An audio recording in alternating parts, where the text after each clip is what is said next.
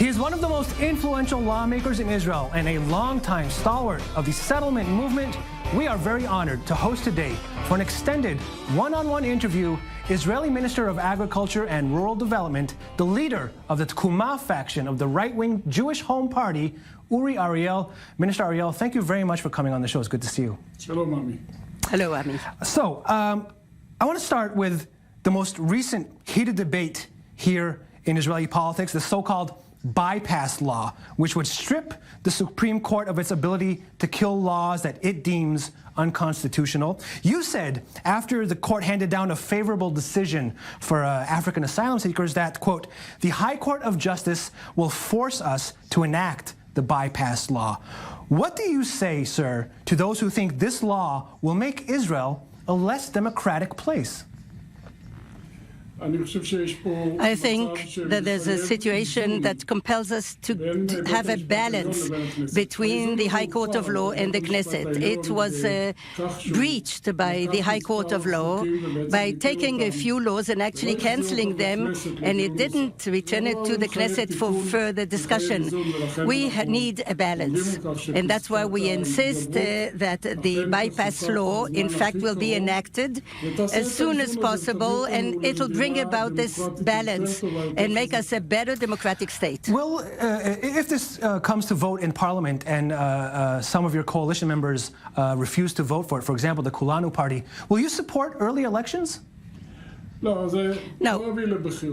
it's not going to bring about elections. We're in a situation that even if everybody decides not to vote in favor or abstain, it'll pass. But if they oppose, then they, of course, harm our coalition agreement. And therefore, we announced that we give the time to the Prime Minister to meet with the President of the Supreme Court, Chayot, and then we'll bring it to the committee for legislation. You mentioned the balance between being Jewish and democratic. Let's discuss this. The critics of your party say that when it comes to the definition of Israel as a Jewish and democratic state, your party, and especially the Tkuma faction that you are the leader of, give more weight to Jewish than democratic.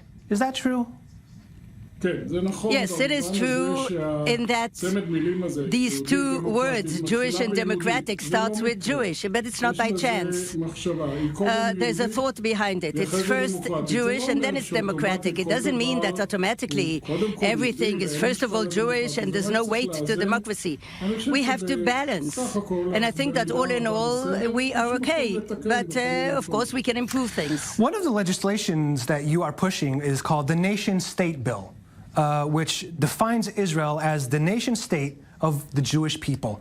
Why is this bill even needed? I mean, is there any doubt that Israel is the home of the Jewish people? The Jewish home, of course, was in Israel 70 years ago according to the vision of the Torah and the vision of Herzl, the visionary who saw the state of Israel as the state of the Jews.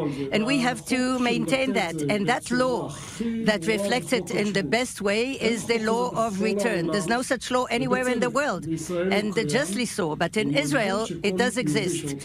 Namely, any Jew who wants to come and live in Israel is going to be a citizen immediately. After that, it's true. The moment he's here, he is in an equal base with all the other citizens, no matter religion, sex, or anything. Doesn't the bill create a hierarchy where the Jewish component of the state is above the democratic one? For example, it allows for the establishment of Jewish-only communities. In other words, communities that are clean of Arabs. It kind of makes Israel look like it's turning into a theocracy. There's no such thing that an Arab cannot live in any settlement. There are verdicts also of the High Court of Laws, meaning that some communities, that the social structure is such that if you introduce other factors, it's going to violate that texture. And then we say to Jews, you don't go live in an Arab village. But we think that it's possible to do it in other communities as well. Let's say ultra-Orthodox. They want to live in their own community. Okay, it doesn't take away any right of anybody else, but the Arabs live in their villages, etc. I want to talk about the vision that your party, the Jewish Home, has for the state of Israel.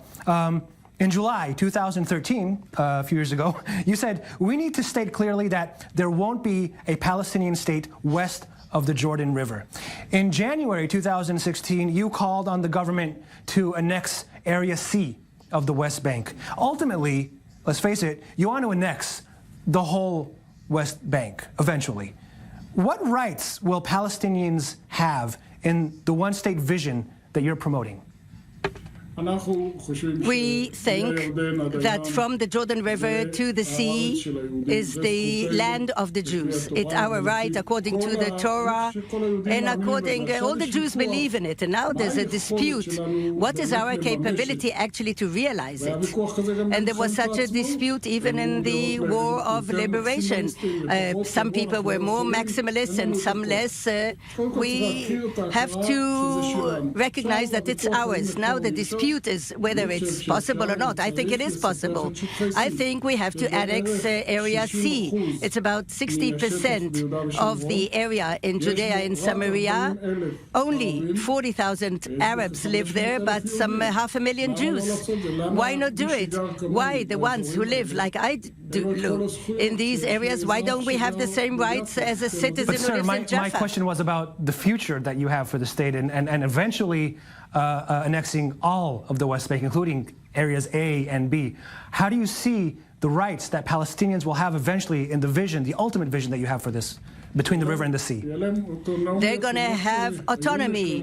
They have autonomy today as well. It can be enhanced.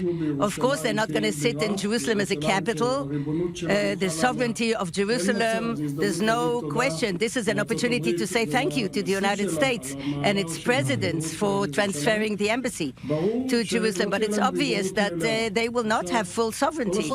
Now everyone can choose what they want to do. They can get to Jordan. They have 70% Palestinians there, a large majority. Anybody who wants, feels good in Gaza, go ahead. Anybody who wants to live with us, he can live with us. If he lives in peace, he can remain, and if not, then he'll have to find other solutions. The Palestinians want their own state. Who are you to say that they will just have this strengthened autonomy, as you call it? Let's assume that your neighbor invades your home and he says, I want to live here in this home. You're going to take a stick and throw him out. This is our home, the home of the Jewish people. By the way, it was recognized by the Balfour Declaration. After that, there were all sorts of changes. But the English at the time, in the Balfour Declaration, they recognized our responsibility and the right to live in this entire area. We're not giving up our rights, and today maybe we don't have the capability to do it, but I'll tell you what's important. We have to promote what we call the economic plan. We have joint interests between the Palestinian Authority, Israel, and the Arab neighbors, Egypt, Jordan, even Saudi Arabia, in agriculture, in roads, in railways, everything that has to do with the economy. There are a lot to do. I suggest not to wait.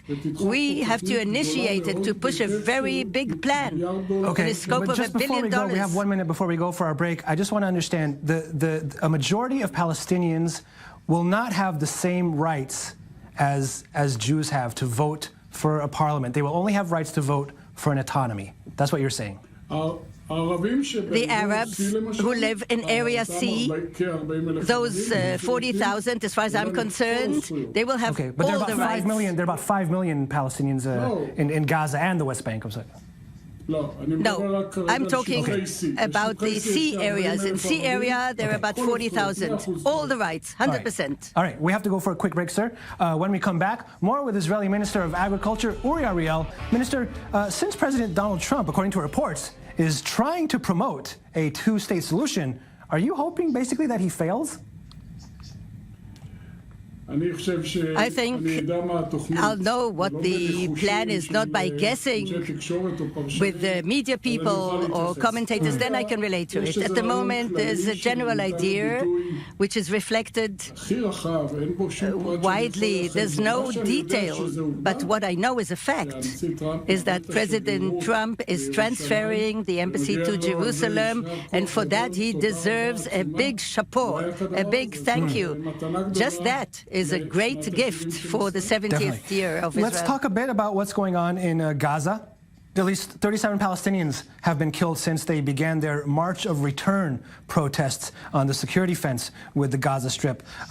Last Friday, after the death of a 14-year-old, the UN Special Coordinator for the Middle East peace process, Nikolai Mladenov, tweeted this. We're going to show it. He said, "It is outrageous to shoot at children. How does the killing of a child in Gaza today help peace? It doesn't. It fuels anger and breeds more killing. Children must be protected from violence, not exposed to it, not killed. This tragic incident must be investigated." What's your reaction to that and other critics of Israel's firing policy in these protests?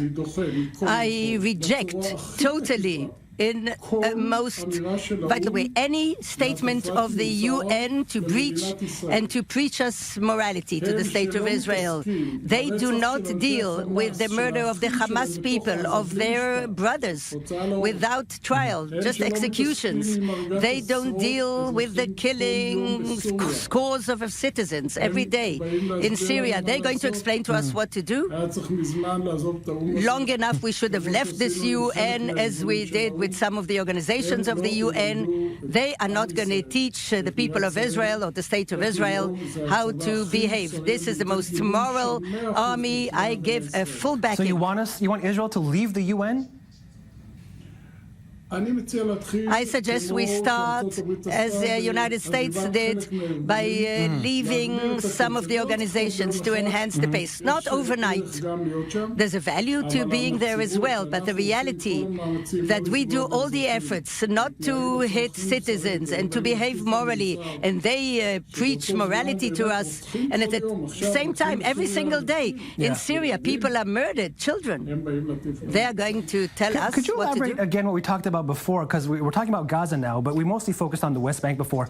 Gaza, what kind of entity will Gaza be in your vision for the future? Look, Gaza, in the reality of today, I don't see Israel go in there. Together with that, if we look at the past and we want to see when it was quieter, when was their life better, the citizens over there is when we were there. They had work, they had better security, they had water and electricity, but the reality really deteriorated there. With all the promises, we knew that it's all connery and cheating, and now we see it's cheating. It's a shame.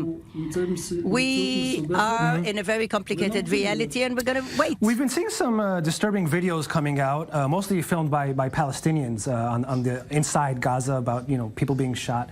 Another video that came out today that was actually shot in the West Bank, but an event that happened on April 13th. This is from B'Tselem, a left-wing NGO that operates in the West Bank and films things, showing soldiers cheering as they shoot Palestinians, stone throwers. Let's take a look at it and get your reaction to that, sir.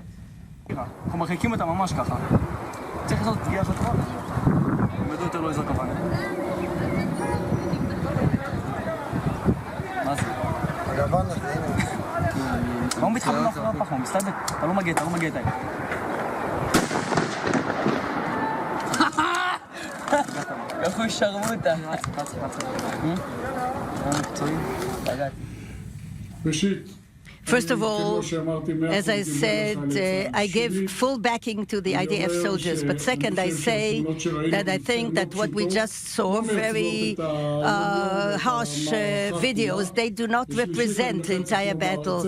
And I have to say, in the Torah, it says, don't be happy when you kill your enemy. They were talking about the Exodus when the Egyptians were drowning in the sea, but this is a very important statement. We have a very difficult struggle with them. Sometimes we have to shoot. They make us, but to be happy, we're not happy when anybody is hit. I don't think that I understand exactly what happened there, but it has to be investigated by the F. And if there was something here that's against the law, then of course we have to punish. But I think that all in all, we really behave with incredible morality. Twitter suspended the account, but this morning reinstated it, of your colleague, Parliament member Bezalel Smotrich, for the following post that he wrote on a Palestinian teenager named Ahed Tamimi, who is currently serving jail time for slapping an IDF soldier. He wrote, "I am actually very sad that she is under arrest. In my opinion, she deserved a bullet, at the very least to the kneecap. That would put her under house arrest for the rest of her life." Sir, does Ahed Tamimi deserve to be shot in the knee for slapping a soldier? I think it should be done differently. I think IDF should allow the soldiers gas that can hit your eyes, but not to endanger their life. We shouldn't shoot them. What my colleague Bezalel Smotrich wants to say was that it would be better if she gets whatever she gets, and our soldiers shouldn't be hit. But maybe she should have expressed himself differently. But of course, not to close his Twitter account. But, you know, life has gone back to itself. But, speaking of Smotrich, he's had a few things that have been quite controversial that he's said in the past. He's backed segregated maternity wards separating Jewish and Arab mothers in hospitals, called for government reprisal attacks on Palestinians, and once organized a homophobic parade called the Beast Parade. Does he not tarnish the image of your party and make it easy for your critics to call the Jewish home a racist party, a homophobic party? There are many good things that he said, but you don't quote them. And let me tell you something. I will tell him that he should come here to this studio. It's beautiful. And I tell you, invite him. Interview him. Sir, he's part of your faction. He's part of your faction, the Tkuma faction. You don't have a problem with these statements? Of course, yes. He's also my friend, and in most cases I value him, I back him, but I said, like with Tamimi and other people, you can say things in a different way, probably, okay. But age also does something. I remember me when I was younger, also sometimes, you know, you start expressing yourself. In the minute that we have left, do you understand what kind of bad PR these stories do to Israel around the world? They quote Bezalel Smotrich. Let's not overrate it again. I'm talking to MK Bezalel, and he's very important, but not to that extent that you're saying it's going to be crises in Israel, in the world. You know, the good news here, you're never bored. Okay. You have a lot to Sir, do. I want to talk a bit about Israel's relations with Jews in diaspora, specifically American Jews, and the story that is headlining Israeli newspapers, and that is Natalie Portman. Do you agree that the decision of American Israeli actress Natalie Portman not to accept this Genesis Prize, so as not to be seen on the same stage with Benjamin Netanyahu, shows just how wide the gap between Israel and American Jewry has become? No, she does not represent the Jews of the United States, with all due respect to Mrs. Natalie. I think she made a mistake, a big mistake. It's a kind of pride, a kind of underestimating Israel. The PM, he was elected. I'm sorry about it, but with all due respect, Israel is going to live with Mrs. Portman and without her. It's a shame. It's superfluous. She can still correct herself. Some people have gone so far as to say that she's anti-Semitic with this decision of hers, and that her citizenship should be revoked. Do you agree with that? You don't have to make things exaggerated. You know, in Israel, people get excited, but with all due respect, thank you very much, madam. Don't come. We're going to advance, and let's hope that you'll understand later on that you made a mistake and come back together with us to support Israel. Speaking of support, and American support, you recently met with the governor of the state of Missouri. Can you tell us a little bit about that meeting, sir? Look, we met with a few governors in 5 states. It's difficult to describe their appreciation of Israel in various subjects, especially agriculture, and that's why I went there. These are states in Central America. They're agriculture states. They produce most of the corn and grains in the world. They export to China, to the entire world, and they want us to give them all the technologies that we developed, especially regarding water, because now there's a climate change in the world, and it's a big problem all over the world and there as well. And they really value our capabilities, like seeds and development of fruits and vegetables. And one can say that in that respect, the statement that Zion will spread the gospel, this already happened in agriculture, but in other things as well. But we decided to continue the connection between us in symposia, both there and here, with the Israeli companies, especially B2B, business to business, and less government. Because the business power is the real engine. We do business here, there. In the few minutes that we have left, just a little about internal Israeli politics. Prime Minister Benjamin Netanyahu, can he lead the country efficiently with such a cloud of investigations hovering above him? The answer is yes. That's what he's doing for the last 2 years. He's been doing it with great success. I see him in meetings. The Prime Minister is alert, he's focused, he asks the right questions. He's an active partner, he's not some guy sitting there. To say it's easy, I'm sure it isn't. But he's doing it with great success at the moment, and definitely he shouldn't resign because of accusations that are investigated. They're not proven yet. So you think he can lead well. What have been some of Netanyahu's biggest mistakes in your eyes? I think that he's a good prime minister, all in all. He led the country in the right direction. Sometimes there are mistakes. We have great discussions. I can tell you about one discussion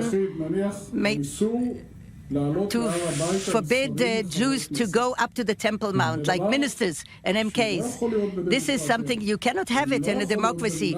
It cannot happen in the state of Israel that you'll forbid a minister to be somewhere in his own state. There's no such thing anywhere in the world, neither in Yemen or in Iran, definitely not in the US, and it cannot be in Israel.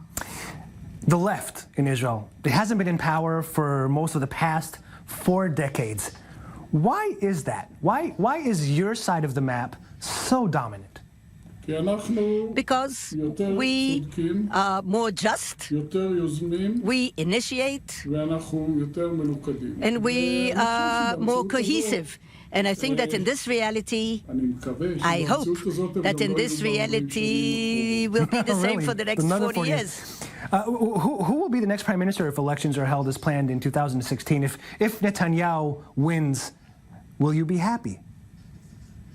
Until it happens that Netanyahu is going to leave in another 20 years or so, we'll meet again, we'll talk about it. I don't say who is going to be Prime Minister. Netanyahu continues as a PM. He's got the backing of the coalition, of course, and we'll talk about it later on. And your party isn't doing as well in the polls as expected. In fact, one recent poll showed that Orly Levy Abekassis, who left the party called a party of Avigdor Lieberman, Defense of Lieberman's party, is already getting 8 mandates, just 2 less than your party. It's pretty amazing, isn't it? Look, I suppose that the results are going to be different, in that we're going to have more, about 13, 14 seats, not just to give numbers, and I think she's going to be about 4, because she's going to pass the